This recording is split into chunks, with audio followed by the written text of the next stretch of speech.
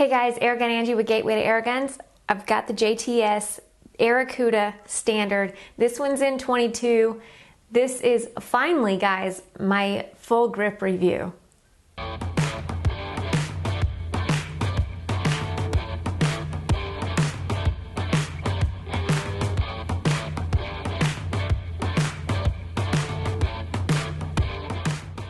Really quick, I want to say thank you to Gateway to Airguns for making this video possible. Go check them out, guys, www.gatewaytoairguns.org. www.gatewaytoairguns.org. Okay, so I already did a grip review on this one, but I found out that it was not operating up to its standard. This is the standard JTS Airacuda. That's funny. Anyways, so it wasn't operating up to par. So what I did was, took that video down, guys. I did some adjustments. I made some adjustments on the gun, and this is what I got. So before we go through performance and how it performed after the adjustments, let's go through the aesthetics. So this is a 22 caliber PCP.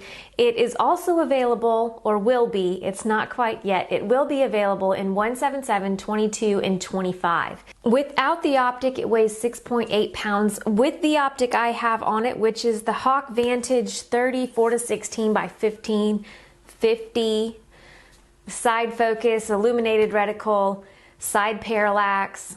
With that on it, it's 8.85 pounds. It is 41.25 inches long, and the length of pull is 14.5 inches. The barrel itself is 22 inches. It is shrouded, and it does have the threaded shroud at the end, so you can attach a moderator to make it a little bit more backyard friendly. Okay, right under the barrel we have the fill port.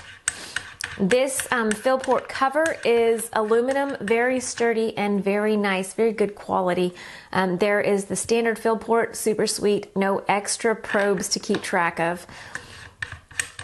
Then of course we have the air cylinder right here, which fills to 200 bar, that's 3000 PSI max. And on the bottom we have the easily readable pressure gauge. And like I said, it fills to 200 bar. And when you move back from that, we have the trigger guard with, of course, some of the most important components on a gun, the trigger and the safety. It is a manual safety. It pushes forward and pulls back. Push forward is disengaged, pulled back is engaged. I love a manual safety that is convenient like that. You don't have to move much of your body, just a little flick of the finger, safety is disengaged, and just a little pull, safety is re-engaged. Super easy. The trigger is a single stage. I'm not sure if it's adjustable. I think it is, but I don't know. The hammer spring is, though, as you guys saw in the range time video I did, it is absolutely adjustable. And depending on how tight or how loose you have the hammer spring, it will affect the trigger pull. And we'll talk about that in a little bit. I like this side lever action handle. It is easy to grab a hold of and pull back. It makes it really, really nice. And then in front of that, we have the breech where we would load our 10-shot rotary mag, and these magazines are they're alloy. They're very nice. They're really, you can feel they are good quality magazines. They're 10-shot mags, and all you do is turn them. There's no spring that's going to make them fly out of your hands. You just turn them and continuously load your pellet until it's full. It also has this nice little JTS emblem on the front. And in front of the mag, we have the power adjuster, an external power adjuster. It goes from 1 all the way up to 5. So you have your option. You can set it at the lowest setting for max shots or the highest setting for max power. And above all that, we have the Picatinny rail, the split Picatinny rail, which I prefer Picatinny over Weaver. It seems like there's just more bite on it. And the magazine, if you'll notice, it's kind of offset. And the reason it's offset, which I think is great, you can actually get lower scope mounts, and you can have your scope as low as possible, and it doesn't affect loading and unloading the mag. So the stock, guys, this is one of my favorite parts as far as appearances of this gun. I absolutely love the stock. It's rustic, kind of classic looking, kind of cowboyish looking. Some people might say it needs some finish on it, but I don't agree. I think it needs to stay just like it is. I absolutely love that look. So JTS, don't listen to them. Just don't listen to them. Leave it like this, or at least give us an option. Okay, and behind the nice wooden stock, we have the standard rubber butt pad to lessen the recoil, but really there's not much recoil on a 22 PCP, not generally. I think that's pretty much it for the aesthetics, guys. It is, oh, it's got a barrel band. I about left that out. That's not very nice of me, is it? Other than that, now I think that's it. Okay, operation. How to operate the JTS Airacuda Standard in 22. It's going to be the same as the 177 and the 25 as well. So first off, guys, you're going to mount a scope. Well, most people would mount a scope. Maybe there's some of you out there who are just super weird and you just want to shoot it like it is. It has no open sights, so you're basically on your own. So I've mounted the scope. It's a PCP. It needs air. After you remove the aluminum dust cover, it's got the quick connect fill port, so you're going to go ahead and connect either your bottle, or if you want to use a hand pump, it's definitely hand pump friendly, and fill it to 200 bar or 3000 PSI, whichever one you guys prefer. They're the same thing. And then after that, you're going to, of course, put your cover back on, and we're going to load the awesome mags. Now these mags hold 10 shots. They're super easy to load. Just turn and continue to put the pellet in until it won't turn anymore. That means it's full. I forgot one thing. Before you start any of this, before you mount your scope, before you fill it with air, be sure the safety is engaged. Safety engaged at all times until you're ready to take your shot. Okay, so back to inserting the mag. In order to insert the mag, you're going to pull the cocking handle back, which pulls the pellet pusher back and allows you to insert the mag. Once you insert the mag, you push the cocking lever forward and it is ready to go. So basically all you have left to do is disengage the safety and pull the trigger if it's pointed in a safe direction. Okay, so performance, guys, which is what I know you guys were all waiting for, right? Performance is almost the best part. So I did make an adjustment to my gun. I adjusted the hammer spring, did some testing over the chronograph. This is a quarter turn and second to highest power setting. Let's see what we get with it.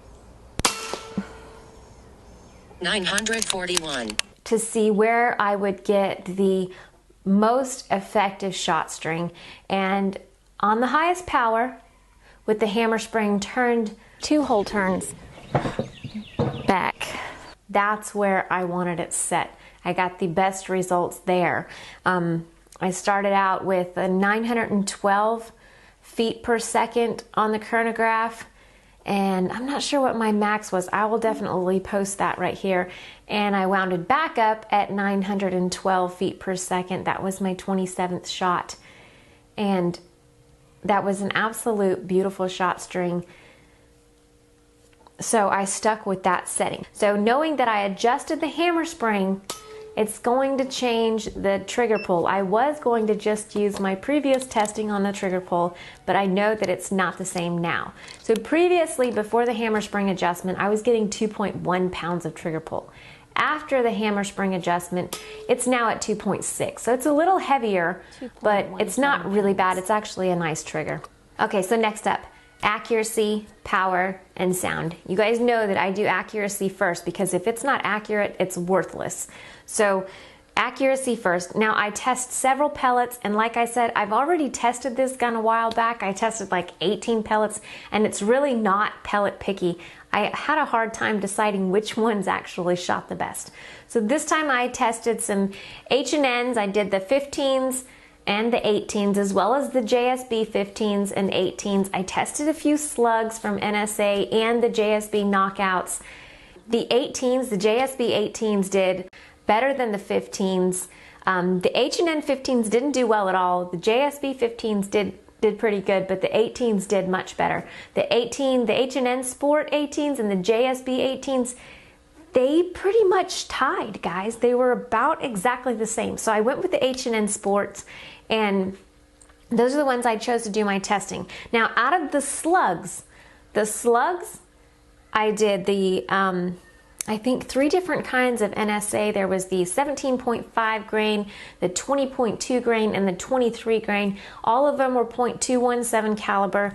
And the ones that I chose to do the testing with is the 20.2, because the 23 were absolutely tight and looked like a better group, but I think I only shot 4, so shame on me. I didn't want to include that because it just wasn't fair. So I went to the 20.2 grains, which were the next best, and they absolutely did beautiful. Now the JSB knockouts didn't do bad at all, but the Nielsen specialty ammo did better. So max velocity with a lead pellet, 11.9 grain, 22 caliber RWS Hobbies, I got an average of 1,061 feet per second. That's 30 foot-pounds of energy. But I wouldn't go hunting or anything with those if you expect them to be accurate, because they are not accurate at 25 yards, so not expected to be accurate at any other distance. On the highest power, of course, I used the 1813s. I got 930 feet per second. We already went over this. An average FPE of 35. Okay, so then on power setting 4, I got 892 feet per second for an average, guys, and 32 foot-pounds. On power setting 3, I got 726 feet per second with 21 foot-pounds of energy. And then power setting 2, 434 feet per second and 7.6 foot-pounds of energy.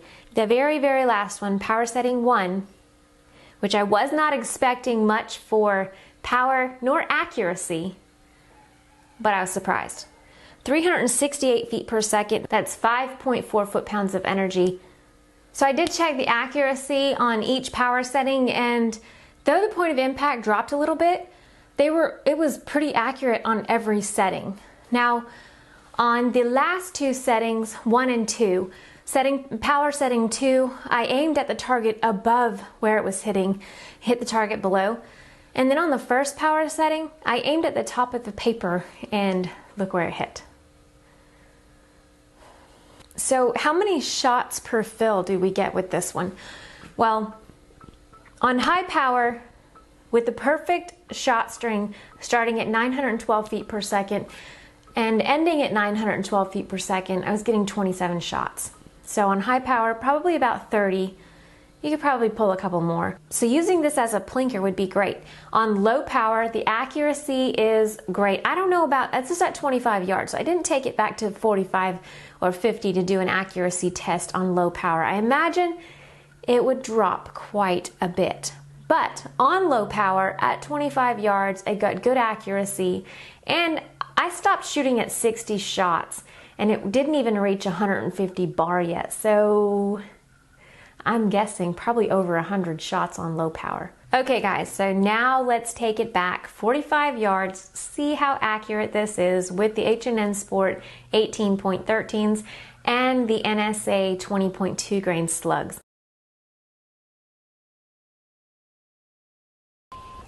Alright, so I'm going to shoot the quadrant target first.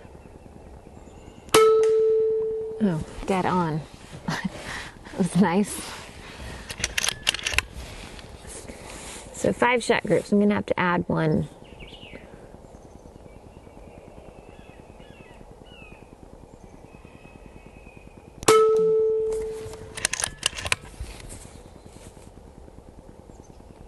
With the H&N Sport 1813s, I got an average of 930 feet per second with an average FPE of 35. So that's a really big squirrel or rabbit. I'm gonna go with the one on the bottom left. So both lefts are the JSB, both lefts are the H&N 18s.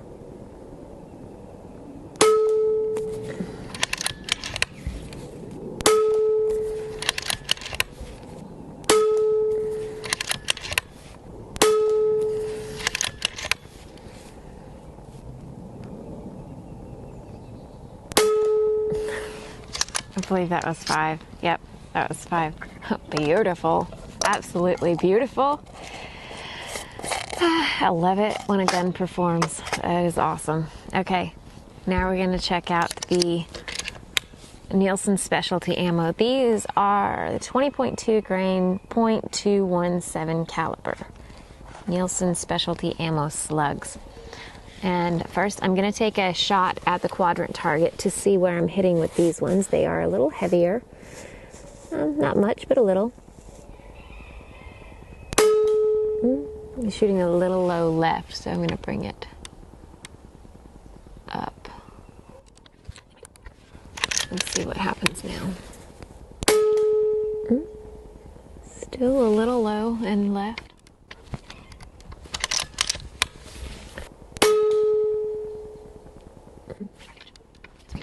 I'm going the wrong way. Duh. There we go. All right. Let me go ahead and replenish my slugs that I shot. On paper. Top right.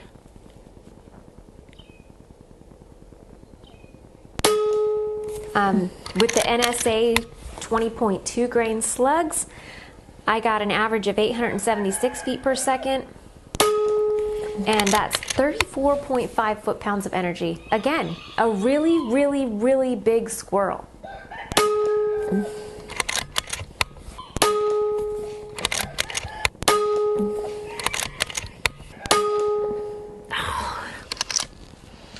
Let's see how many I shot.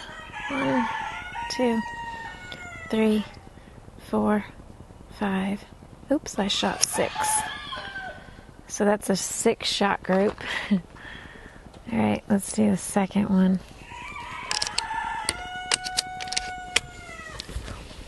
I have got caterpillars crawling all over me, y'all. A little low.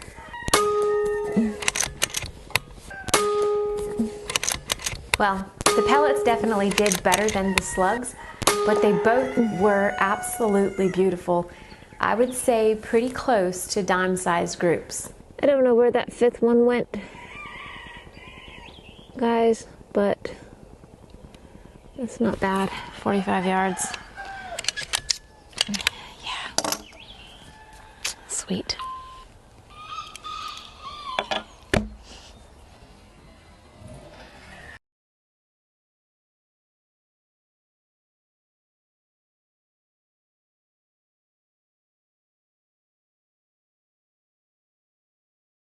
All right, so cons and pros. Of course, like you guys know, I like to go over the cons first and leave you guys with some good stuff to chew on. So the cons, there is the twang, which not many people like it. I really don't like it either, but JTS says they are going to remedy that before it is available to the public. The next con would be, I would really like a raised cheek piece or an adjustable cheek piece on this, because check it out. When I hold it, this is how I would normally rest my face on the gun. Right there with my cheek. And as you can see, I cannot see through the scope. So I would sit like this. This is where I would be. And it's not too bad. It's not too bad to shoot like this, but it would be nice to have this raised up a little bit higher. There is a remedy for that. The mag is offset, so I can actually get some lower scope mounts and bring my scope down more, which would help me to be able to see through it more comfortably. So there is a fix for that. And the only other con, guys, are the magazines. And I know I said they're great, and they really are. I love the mags. They're just missing one thing. Either a shot count indicator would be really, really nice, or some kind of stopper that would allow you to know that you're out of pellets before you shoot air, because you're either gonna have to count how many shots you've taken, or occasionally pull the mag out to see if you have any pellets left, because there's really no way to indicate how many shots you have left. And I don't know about you guys, but when I'm shooting, I'm not really paying attention to counting how many shots I have or how many shots I've taken. So I usually wind up needing to pull it out and look, or shooting air. But other than those 3, guys, there are really no other cons. We'll move on to pros. Pros, well, there's a lot of them. It's got a shrouded barrel, it's got a barrel band, it has the threaded muzzle so you can attach a moderator to make it a little bit more quiet. It has the standard fill port with a nice aluminum dust cover on it. The stock is absolutely gorgeous. I don't care what anybody says, JTS. They think it needs finished. Leave it alone. It's beautiful. It has the single stage trigger. Like I said, I'm not sure if it's adjustable. Somebody can let me know in the comments so everybody else knows too. The manual safety right in front of the trigger, which is so super convenient. It has the external power wheel so you can adjust the power for more shots or more power. You want to be a plinker, you want more shots. You want to be a hunter, you want more power. It's got the side lever action, which is not air arms smooth, but it's pretty dang close, guys. It is absolutely sweet. The Picatinny rail, the split Picatinny rail, and the offset mag so that you can lower your optic to fit your shooting position much better. This is definitely going to be one of your lower budget PCPs, but very nice quality. Oh, it's light, it's very light, nice offhand shooter. One of the most important pros, guys, I've about missed it. It's accurate. It is super accurate and super powerful. It's not pellet picky. Let me not forget that. It's not pellet picky or slug picky. It shoots slugs well also, which is a big thing today. So all of you slug lovers out there, this gun loves slugs too. You guys have something in common. I guess that's about it for pros, guys. Great little gun that JTS has made. So make sure you keep your eyes out. Not really. Keep them in your head. Keep a lookout for this one when it comes out, guys. I would like to take a moment to say thank you to Gateway to Airguns. Thank y'all so much for making these videos possible. If you guys have not checked them out, you really, really should. If you're an air gunner, you like air guns, you like shooting, go check out www.gatewaytoairguns.org. There is something for every air gunner alive. I promise. That's it for today, guys. I'm Airgun Angie with Gateway to Airguns. Thank y'all so much for watching. Y'all don't just have a good day, have an awesome one. See ya.